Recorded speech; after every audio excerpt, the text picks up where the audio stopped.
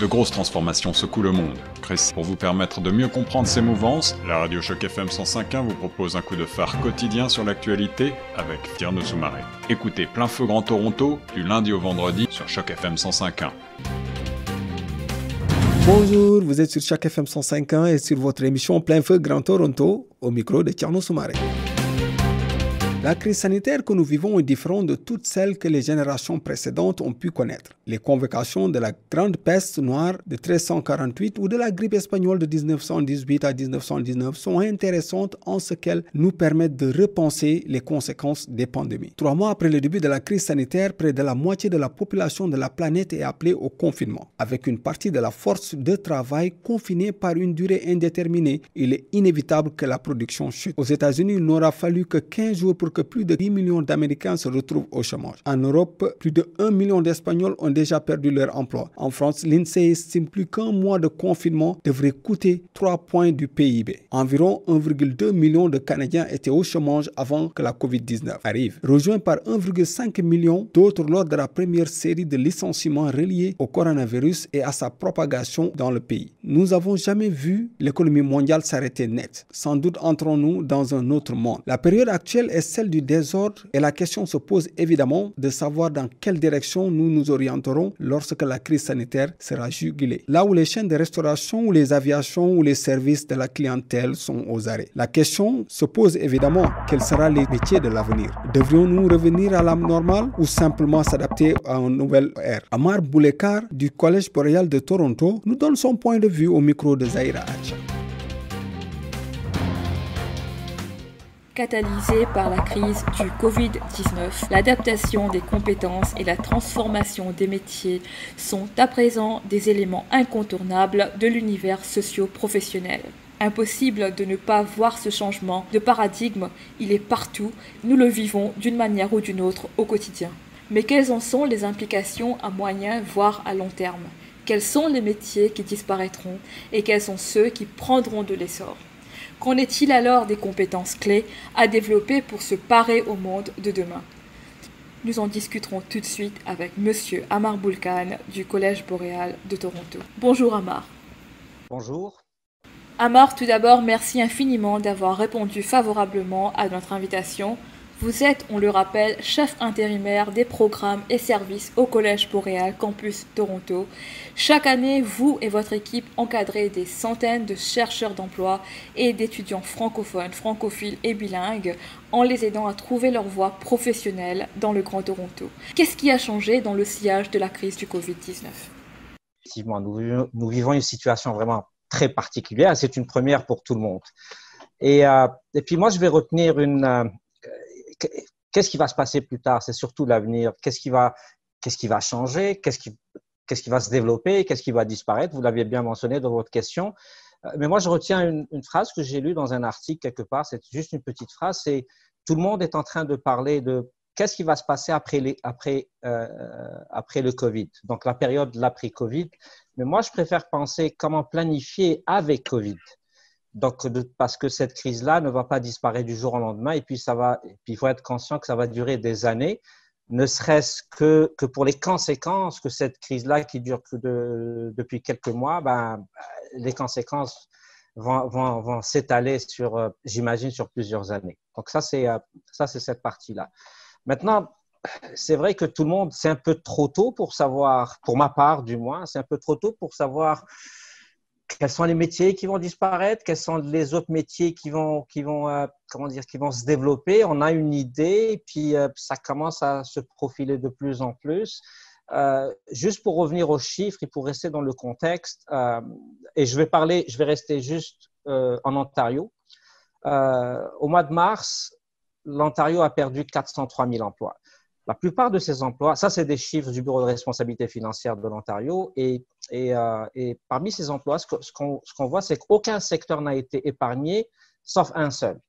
Le plus gros secteur, c'est le secteur privé, bien entendu, et puis le secteur public un peu moins, ça c'est certain, mais le seul secteur qui n'a pas comptabilisé beaucoup de pertes d'emplois, c'est celui de services aux entreprises et des services relatifs aux bâtiments, ou bien comme par exemple dans le domaine de la construction, ou bien les autres services de soutien, C'est ce qu'il y a de soutien. Quand je parle de soutien, par exemple, pour les organismes communautaires qui offrent un soutien à toute la communauté torontoise ou bien ontarienne, ben, eux, là, on voit qu'il y a une légère hausse. Donc, ça, c'est cette partie-là. Donc, pour moi, c'est un peu trop tôt pour déterminer ça. Mais ce qui est certain, c'est cette crise-là nous a appris beaucoup de choses. Peut-on effectuer notre travail à partir de la maison? Donc, ça, c'est pour les personnes qui travaillent déjà et qui devaient s'adapter à cette situation-là. Et puis, au sein du Collège Boréal ou bien au sein des organismes avec qui on est en contact, ça pose beaucoup de défis.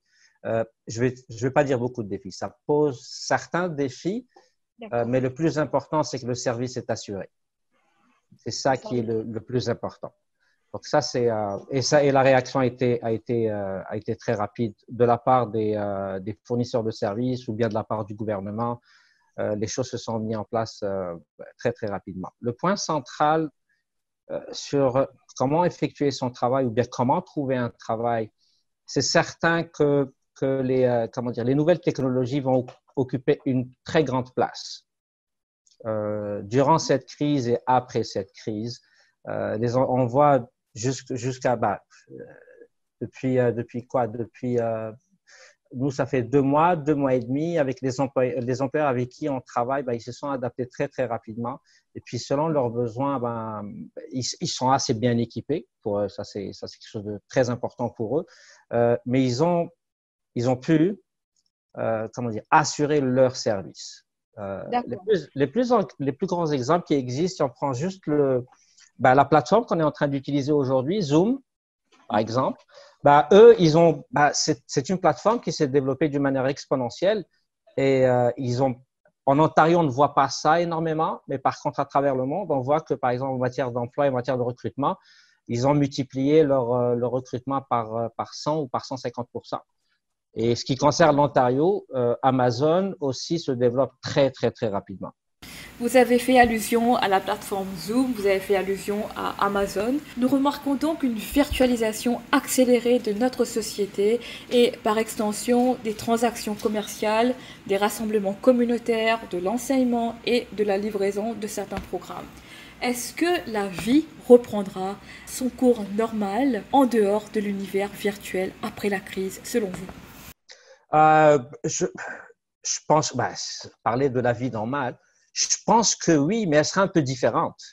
Si je parle par exemple juste des entreprises privées, il faut penser à une chose, c'est que eux, ils ont des modèles financiers qui sont un peu différents, par exemple des services communautaires. Si je prends une entreprise comme Amazon ou une autre entreprise qui utilise beaucoup les technologies de l'information, eux, ils vont s'adapter. Juste pour donner un exemple très simple et qui est à la portée de tous. Pourquoi moi, en tant qu'employeur, je louerais un bâtiment à 3 ou 4 millions de dollars pour avoir des bureaux et puis avoir des employés au bureau alors qu'ils peuvent faire le même travail à partir de chez eux? Un exemple. C'est juste un tout petit exemple. Donc, il y a certaines pratiques qui vont sûrement changer. Vous avez cité l'éducation et ça, c'est quelque chose d'extraordinaire que j'ai remarqué. Que ce soit pour le Collège Boréal ou bien même pour les conseils scolaires, par exemple, ceux qui sont en Ontario ou à Toronto, la transition a été très, très rapide. Et ça, c'est grâce aux nouvelles technologies. Tous les cours au Collège Boréal, il n'y a pratiquement pas d'interruption pour tous ces programmes. Que ce soit les programmes postsecondaires, que ce soit nos programmes systémiques, nos projets systémiques, que ce soit en matière d'emploi ou en matière de formation linguistique ou bien en matière de formation sur mesure, il n'y a pratiquement pas eu d'interruption. Et ça, c'est quelque chose de notable. Et c'est certain que ça va avoir un impact plus tard. Est-ce qu'on va retrouver une vie normale telle qu'on la vivait auparavant? Aller en classe, ou bien il va y avoir peut-être on pense par exemple parce qu'il va y avoir des plans de retour en classe ou bien au travail, mais très probablement que la prochaine étape, ça va être une étape hybride. Donc, de quelle manière on va s'adapter à ça? Mais c'est certain qu'il va y avoir un changement. On a parlé de cette évolution vers le numérique. Pensez-vous que justement cette transition fera disparaître certains métiers? Si oui, lesquels?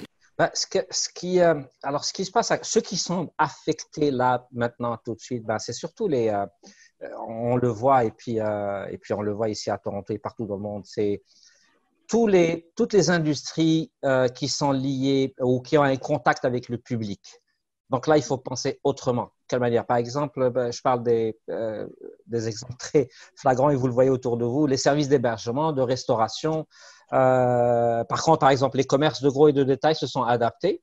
Donc, ça c'est l'information aussi, c'est adapté. Mais il y a un volet qui est très important, la culture.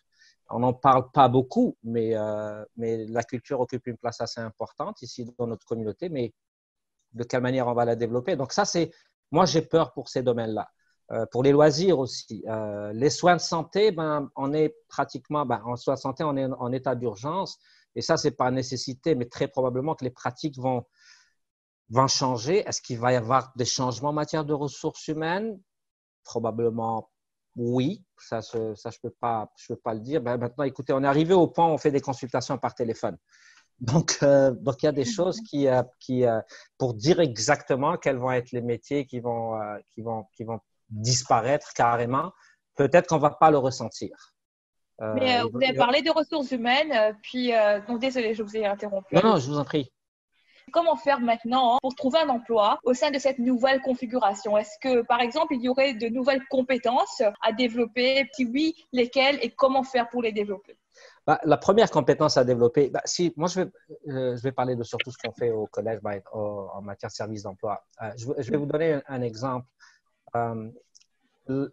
Ce qui est la demande en matière de ressources humaines a certainement baissé, a réellement baissé. Mais elle n'a pas disparu. Elle n'a vraiment pas disparu. Et pour preuve, je vous donne juste, une action qui a été faite ce jeudi qui arrive. On n'est pas les seuls à faire ça. Hein. Ça, c'est pas juste l'apanage du Collège Boréal, mais ça, on organise ça d'une autre manière. On organise une journée de recrutement avec une compagnie qui s'appelle la compagnie Canon, OK? Qui ont des besoins et qui ont beaucoup de besoins en matière en IT, en technologie de l'information et en administration. Et ils recherchent beaucoup de personnes et c'est du télétravail. Donc ça, alors les compétences à développer, c'est dans ce sens-là. C'est OK, comment s'adapter à ce télétravail? Bien sûr, il y a les outils qui doivent être mis à disposition, genre ordinateur et puis les outils audio et vidéo, si je peux exprimer ça ainsi. Mais il y a aussi faire du télétravail, ce n'est pas la même chose que d'être dans son bureau avec ses collègues. Ça implique beaucoup de choses, comme ça peut être un peu plus, pour certains, beaucoup de personnes pensent que c'est un peu plus confortable de travailler à partir de chez soi ou en dehors de son bureau, mais ce n'est pas le cas. Parce que c'est plus contraignant aussi mentalement, n'est-ce pas? C'est beaucoup plus contraignant, absolument. C'est beaucoup plus contraignant et on se donne la pression nous-mêmes. Donc, il y a beaucoup de webinaires qui sont en train d'être offerts, qui sont gratuits pour comment s'organiser dans le monde du télétravail, comment organiser sa vie. Il ne faut pas oublier une chose, qu'il y a beaucoup de personnes, beaucoup d'employés ou beaucoup de chercheurs d'emploi qui ont des enfants à la maison. De quelle manière vont-ils s'adapter? Les enfants ne vont pas à l'école. De quelle manière vont-ils travailler? Mais tout ça, il y a tous les outils qui existent. Ils existent en ligne. Ils sont, ce sont des formations qui sont, pour la plupart d'entre elles, qui sont gratuites et qui sont très, très pertinentes. Donc, la première des choses, les premières compétences, pour répondre à votre question, c'est s'adapter aux nouvelles technologies. Je répète toujours, pour Zoom, il existe différentes autres plateformes. Et puis, maintenant, on peut tout faire à partir de la maison. On peut payer ses factures, on peut même commander sa nourriture. Mais ce n'est pas tout le monde qui peut le faire, ça c'est certain. Il faut avoir les outils. Et je pense qu'on doit aller dans ce sens-là. Comment donc s'assurer que les éléments les plus vulnérables de notre société puissent se prévaloir des mêmes opportunités, des mêmes chances dans ce nouveau paradigme? Je considère que c'est une question très pertinente. Juste pour revenir un peu dans le contexte, au départ de cette crise, quand la crise s'est déclarée, et puis nous en tant que fournisseurs de services, à l'instar des autres bien entendu, ce qui était intéressant, que ce soit le gouvernement fédéral ou le gouvernement provincial, ce qu'ils ont fait, c'est qu'ils n'ont rien changé, par exemple, sur sur les programmes qu'on offre ou c'est les services qu'on offre, ni au financement, ni rien du tout. Et au contraire, que si dans le cas où il y a certains besoins de certains organismes pour pouvoir adapter les usagers, les aider durant cette situation, dans n'importe quel domaine, ils sont là prêts à nous aider. Pour revenir, par exemple, l'exemple que vous avez cité, pour les seniors, ça doit passer par des formations. Et les formations, on peut les offrir. C'est un peu trop tôt pour le moment. Un peu trop tôt, c'est juste une question de quelques semaines. Mais ça, c'est des formations qui sont envisagées. Et pour les seniors, si dans le cas où la situation perdure, ces formations leur seront offertes. Elles peuvent les aider, même si j'ai dit si la situation perdure, mais même si la situation, disparaît, comme par miracle, ça va toujours un avantage pour eux. Parce qu'il ne faut pas oublier que les seniors actuellement, dans les dernières 40 années, ce n'est pas les seniors d'il y a 40 ans. Ils sont un peu plus au courant. Ils savent, même s'ils n'utilisent pas, ils savent que cette technologie existe. Et puis, s'ils voient qu'ils ont l'obligation de le faire, ils vont sûrement le faire. Et puis, on a eu l'occasion, j'ai moi eu l'occasion de discuter avec certaines personnes qui sont à la retraite, mais qui aimeraient, par exemple, continuer une formation. C'est des personnes qui sont en train de suivre cette formation-là, que ce soit des formations linguistiques ou que ce soit des formations dans un programme particulier, ça ne leur pose aucun souci. Ça, je peux vous le dire. Et qu'en est-il des autres éléments vulnérables de notre société, comme par exemple des personnes défavorisées qui souvent peut-être n'ont même pas accès à un ordinateur? Ouais, comme je vous l'ai mentionné, c'est un peu trop tôt parce que nous, on est toujours dans la phase d'étudier les besoins des personnes vulnérables. D'accord? Donc, on étudie ça et puis c'est après que nous, on reste confiant que pour les programmes qu'on va offrir, qu'ils soient offerts à 100% sans qu'il y ait aucune discrimination, ni d'âge, ni de niveau scolaire, ni de rien du tout. Et nous avons pas développé on a certaines alternatives, c'est du cas par cas. Je vous donne un exemple. On est en contact avec des seniors qui ont des difficultés à suivre nos cours en ligne. Nos enseignants ou nos instructeurs, eux aussi s'adaptent parce qu'ils sont conscients de cette nouvelle donne. On utilise les éléments que les seniors peuvent utiliser facilement. Et l'exemple le plus probant, c'est le téléphone. C'est un peu ardu, on fournit beaucoup plus d'efforts, mais on continue à garder ce contact-là. Et puis, les personnes ne sont pas isolées. Il y a des personnes, par exemple, je ne parle pas uniquement des seniors, mais des personnes qui sont vulnérables et qui n'ont pas accès aux nouvelles technologies. Je pense savoir que le gouvernement est en train, pas uniquement le gouvernement provincial, les deux gouvernements sont en train de penser de quelle manière compenser ce manque-là, si dans le cas où la situation dure beaucoup plus longtemps que prévu. Donc, c'est-à-dire au-delà d'une année. Donc, il y a quand même toute une préparation qui se met en place. Il y a tout un travail de mobilisation qui se fait présentement. Absolument, absolument. Pour le moment, ce qu'on fait, nous, on est en contact avec du moins le Collège Boréal, avec tous les organismes, que ce soit francophones ou anglophones, les services communautaires. La première phase, c'était quels étaient les besoins primaires des personnes qui sont vulnérables. Et ensuite, on y va étape par étape.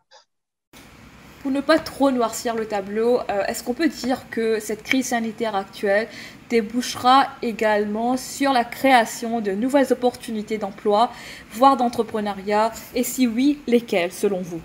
Là, ce matin, j'ai eu une discussion avec un des responsables d'une compagnie qui fait de la sous-traitance, mais qui fait surtout de la livraison à domicile. Et puis, c'est un employeur qui auparavant, lui, cet employeur utilisait ses camions. Donc, ses propres camions. Et puis, les gens appelaient au téléphone, ils faisaient leurs commandes et tout ça. Maintenant, il a complètement changé sa manière de travailler. Tout le travail se fait en ligne. Mais pas le seul défi, la seule chose pour laquelle, parce qu'il n'est pas habitué à ça, c'est cette partie-là dont on ne parle pas très souvent, c'est la partie marketing. Il n'y a pas beaucoup de gens qui savent qu'ils peuvent avoir tous les services qu'ils veulent en ligne, peu importe. Vous pouvez faire des recherches, vous avez besoin on se dit que on a besoin d'un électricien à la maison et puis j'ai un problème électrique et puis je peux pas le régler, vous pouvez avoir de l'aide en ligne. Donc tout ça est nouveau, tout ça est en train de se développer. La livraison, on est en train de voir que la livraison des denrées alimentaires, c'est quelque chose et c'est toutes les grandes épiceries ici en Ontario se sont adaptées très très rapidement à ça. Et là, le marché du travail dans ce domaine-là a vraiment augmenté. C'est-à-dire, au sein des entreprises, ils ont ce qu'on appelle recycler leurs employés, mais par contre, la demande de nouveaux employés se fait de plus en plus grandissante. Et bien sûr, le service à la clientèle. Donc, il y a toutes ces parties-là qui sont en train de se développer, où je ne vais pas dire qu'il y a une très, très grosse demande et que le marché est noyé par ça. Ce n'est pas le cas, mais on reste toujours dans cette période d'adaptation. Et comment est-ce que le Collège Boréal adaptera son offre de services au sein de cette nouvelle configuration qui se dessine? Est-ce qu'il y a déjà une réflexion autour de ce sujet? Alors, nous, pour le Collège Boréal, on a dit comment le collège va s'adapter à ça. On s'est déjà adapté. Alors, nous, vraiment, juste au lendemain de toutes les communications du gouvernement, du ministère de la Santé particulièrement, donc le Collège Boréal a pris la décision de fermer ses campus. On est à travers toute la province. Mais comme je l'ai mentionné au début de notre rencontre, la transition s'est faite très, très rapidement. À l'heure actuelle où je vous parle, nos programmes postsecondaires ont été assurés. Donc, l'année scolaire des étudiants n'a pas été mise en péril. C'est vrai que ce qui va changer, c'est qu'il va y avoir probablement de la cérémonie de graduation, mais ça va être en mode virtuel. Ça, c'est, confinement oblige. Mais les cours se sont déroulés le plus normalement du monde. On a eu un taux de participation record, pratiquement 100% des personnes qui ont été en ligne. Donc, ils étaient équipés pour la plupart d'entre eux.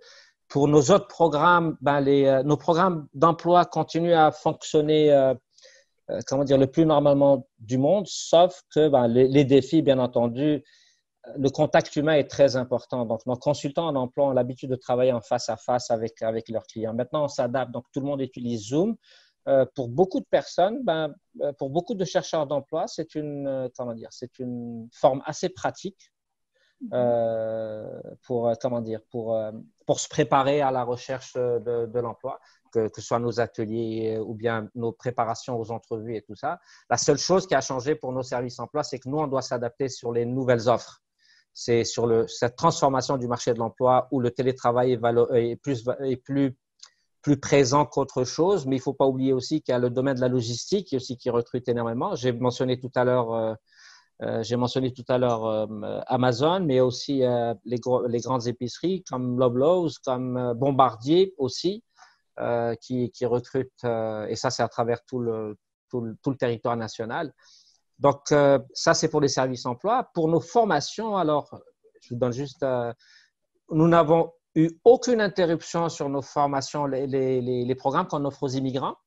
Les programmes qu'offre le Collège Boréal aux immigrants, c'est les services d'établissement, la formation langagière. Ça, on n'a eu aucune interruption. Donc, tout le monde est capable de nous rejoindre, que ce soit par téléphone, que ce soit sur notre site, que ce soit par des adresses courriels, que ce soit par les réseaux sociaux. Donc, nous sommes très facilement joignables. Nos classes, par exemple, de cours d'anglais ou de cours de français, pour certaines d'entre elles, elles sont beaucoup plus… on fait le plein par rapport à avant. Donc, il y a vraiment rien qui a changé. La seule chose, rien. La seule chose, c'est que ça se passe en ligne. C'est la seule chose qui a changé. Les enseignants sont là, ils enseignent de la même manière qu'auparavant. Et puis, pour les autres services aussi, pour nous lançant au mois de juin, c'est juste pour vous dire que nous sommes toujours dans notre calendrier de ce qu'on a prévu l'année dernière avant le début de cette crise, de ce qu'on avait prévu de faire pendant cette année fiscale. Donc, on est dans les dates. On est dans les cibles, on offre exactement les mêmes services et puis le point le plus important, par exemple, dans le cadre de la formation, ce sont nos programmes relais qui sont assez importants. Vous avez parlé quels sont les métiers qui vont probablement pouvoir se développer plus tard. Donc, nous avons 3 programmes. C'est le programme relais en leadership et management. Il y a une grosse demande dans ce secteur-là. Nous avons un programme en logistique et chaîne d'approvisionnement. Et nous avons un programme en navigateur en santé. Alors, vous voyez, les 3 sont vraiment très liés, voilà, très pertinents. Et puis, nous nous sommes adaptés parce que nous avons même changé un peu les plans de cours pour les adapter à cette situation-là. En allusion aux 3 programmes relais que vous venez de présenter, j'aurais une question. Est-ce que ces programmes présentent des opportunités de stage? J'irai plus loin, c'est pas une opportunité de stage, c'est une obligation. C'est une obligation. Donc, en fait, les programmes, dépendamment, parce qu'il y en a un qui est financé par le fédéral et l'autre qui est financé par le provincial. La durée n'est pas très différente. C'est des courts programmes. C'est entre 4 et 5 mois et qui doivent être sanctionnés par un stage de minimum de 2 mois. Quand je dis 2 mois, c'est compté en heures, c'est 280 heures de stage. En fait, les programmes relais, il y a des critères d'éligibilité. C'est les critères d'éligibilité qui définissent un peu l'esprit de ces programmes-là. Ce sont des programmes qui sont destinés aux nouveaux arrivants, qui sont spécialisés dans ces domaines de compétences, genre que ce soit en administration, en leadership ou en management, ou bien en santé, ou bien en logistique et chaîne d'approvisionnement. Donc, c'est destiné à tous les diplômés venant de l'étranger. Donc, c'est une période de transition. Ça existe aussi ça existe aussi chez d'autres fournisseurs de services. C'est offert uniquement en anglais. On est les seuls à les offrir dans les 2 langues officielles. À travers l'Ontario ou à travers le Canada? Oui, à travers l'Ontario, parce à travers surtout le centre-sud-ouest. D'accord. Donc, nos programmes sont offerts à Toronto, Mississauga, Hamilton, Windsor et London. Donc, c'est à travers tout le centre-sud-ouest. Maintenant, c'est un peu plus, c'est un programme qui était déjà offert en visioconférence. Donc, on était déjà prêt pour cette période-là. Maintenant, ça va se faire en ligne au travers de certaines plateformes. Et puis, ça peut regrouper des personnes qui peuvent être n'importe où dans la province. En parlant de leadership, quelles sont selon vous les qualités et les compétences à développer pour se constituer leader en temps de crise? Alors, j'aime bien votre question parce que moi, je reviens un peu à mon cheval de bataille. Ces programmes-là sont destinés, surtout pour leadership et management. Ils sont destinés à tout le monde. Ils sont destinés surtout aux nouveaux arrivants. Donc, c'est ça qui est intéressant. Et puis, moi, on a une partie de ce programme-là qui est destinée, je vais parler juste d'un seul point parce que sinon, je peux passer 2 heures à vous parler du programme juste de leadership. D'accord. C'est juste, quand on parle de leadership et management, le leadership ou bien le management, ces 2 points-là sont perçus différemment de l'endroit où on se trouve. Si vous allez en Europe, l'application des définitions de leadership et management est différente. Si vous allez en Afrique de l'Ouest ou en Afrique du Nord ou en Asie, c'est complètement différent. Nous, ce qu'on a introduit dans nos programmes pour leadership et management, c'est des programmes qui sont adaptés au marché canadien particulièrement et au marché nord-américain en général. Donc, c'est ça la partie. Et le leadership ici au Canada est complètement différent d'ailleurs. En quoi est-ce que c'est différent? Par exemple, je vais donner juste un tout petit point. Quand je vous ai dit, si je vais dans ce domaine-là, pendant 2 heures, je vais vous parler. Je vais vous donner juste une chose. Dans certaines administrations, dans certaines économies, le leadership est considéré comme que quelqu'un ait de la poigne. D'accord? Que ce soit une gestion directive au lieu que ce soit une gestion collaborative. Ici au Canada, c'est beaucoup plus une gestion collaborative. Et je pense que tout le monde qui a de l'expérience ici peut le comprendre. Donc ça, c'est des nuances qu'on doit trouver. Et puis, tous nos instructeurs sont des spécialistes dans ce domaine-là. Ils font cette nuance-là. Donc, maintenant, ce qui fait la richesse des apprenants, des personnes qui prennent qui choisissent de suivre ce programme-là de leadership et management, Ils vont intégrer leurs connaissances. Ce sont toutes des personnes qui ont une grande expérience dans leur domaine, des grandes expériences techniques, mais ils n'ont aucune expérience ici, au Canada. Donc, ils vont intégrer leurs connaissances et leurs expériences qu'ils ont ramenées avec eux. Et c'est une richesse, c'est une très grande richesse, et qui vont l'adapter ici au Canada. Et je vous assure qu'à la fin de la formation, les personnes qui sont recrutées par nos employeurs, ils découvrent autre chose. Ils découvrent de nouvelles pratiques, ils découvrent de nouveaux comportements. Et puis même les entreprises, parfois, s'adaptent aux employés, à leur manière de travailler. Donc, c'est ça qui est intéressant dans ce programme-là particulièrement. Pensez-vous que maintenant, plus que jamais, il est impératif pour chacun et chacune de se positionner comme des leaders, non seulement dans leur vie professionnelle, mais aussi dans la vie de tous les jours, dans leur vie personnelle? Oui, je pense que oui, ne serait-ce que, comment dire, pour moi, c'est juste du bon sens. Comment dire, le leadership ou bien être leader de quelque chose, peu importe, ça peut être au sein de la cellule familiale, ça peut être dehors dans la rue. Écoutez, on est en train de voir de ce qui se passe autour de nous. Comment donner l'exemple, surtout dans cette situation où certaines personnes, par exemple, ne sont pas conscientes un peu du danger auquel elles sont exposées ou bien le danger que elles peuvent exposer aux autres. Ça c'est, comment dire, pour moi, c'est du bon sens. C'est véritablement du bon sens. Et puis, tout le monde va s'adapter à sa manière. Moi, je considère une chose, c'est que, de mon point de vue à moi, c'est qu'ici, du moins en Ontario, que ce soit le gouvernement, que ce soit la société civile d'une certaine manière, les services communautaires, il y a des couacs, ça c'est certain. Écoutez, c'est carrément c'est une urgence sanitaire, mais on s'est adapté assez rapidement. Et puis nous, ce qui nous intéresse, par exemple pour le Collège Boréal, c'est que nous, notre cauchemar, c'était l'interruption de service. Il ne faut pas qu'il y ait l'interruption de service parce que le point central du Collège Boréal, ou bien des autres organismes, c'est le client, c'est l'usager de nos services. Et qu'est-ce qu'on va faire? On va pas les laisser, comment dire, se débrouiller tout seuls ou bien essayer de trouver une solution par eux-mêmes. Non, ce n'est pas le cas. Donc, on est là et puis la continuité, elle est là et puis on est joignable à n'importe quel moment. Et puis, si les auditeurs, ils vont écouter cette mission et elle va être transmise à la radio. Nous offrons énormément de services. Je ne peux pas tous les citer. J'ai cité l'essentiel de nos services, de tout ce qu'on peut faire. Mais par contre, on a un service d'aiguillage et d'orientation. On a beaucoup de partenaires, qu'ils soient anglophones ou francophones. Nous travaillons beaucoup avec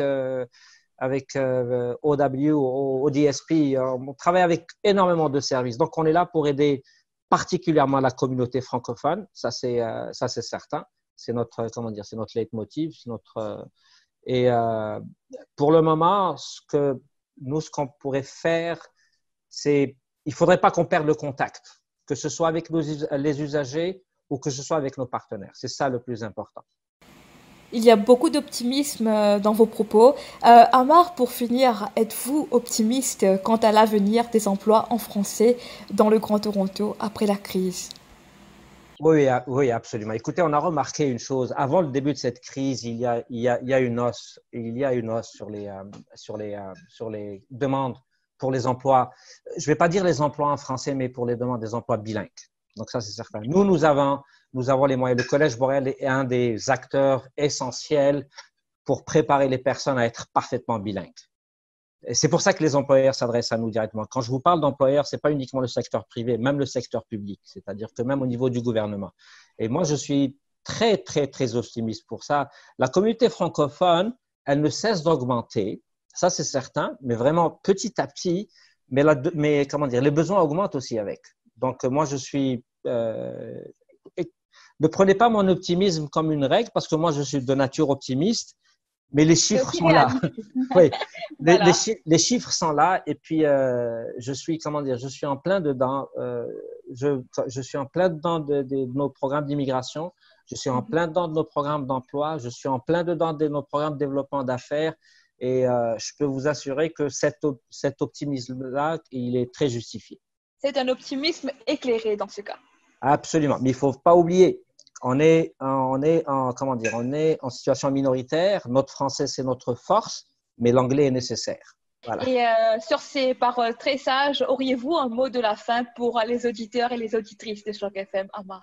Moi, la seule chose que je peux répéter, c'est que le Collège Boréal peut offrir énormément de choses, énormément de services, que ce soit en formation postsecondaire et qui peut arriver. Nous avons des programmes qui sont jumelés avec des universités. Donc, c'est ce qu'on appelle les 2+2, donc deux années au Collège Boréal et puis les 2 autres années à l'université pour avoir un baccalauréat. Nous avons nos formations sur mesure, éducation permanente. Nous offrons des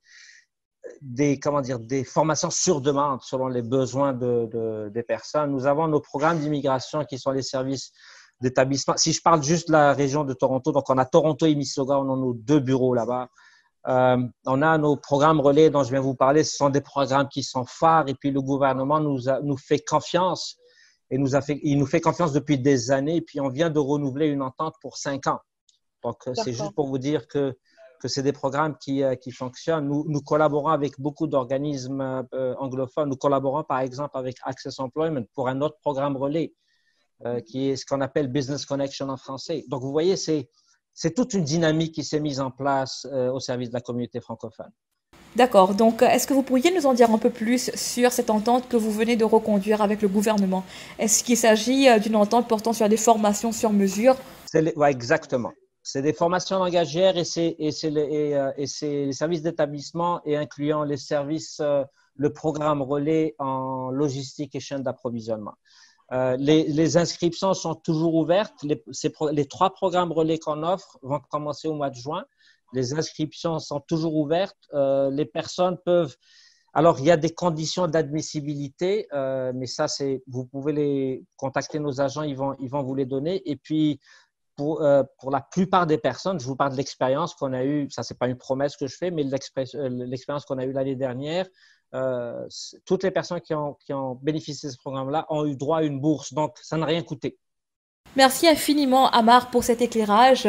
Ça a été juste un résumé. Comme je vous ai dit, si je me lance dans ce domaine-là, je ne vais pas m'arrêter. Choc FM 105.1 est sur votre émission Plein Feu Grand Toronto, au micro de Thierno Soumaré.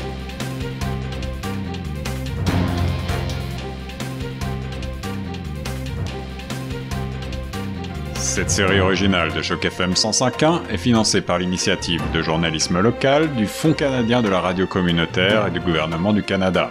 Pour en savoir plus, suivez Choc FM 105.1 sur Facebook.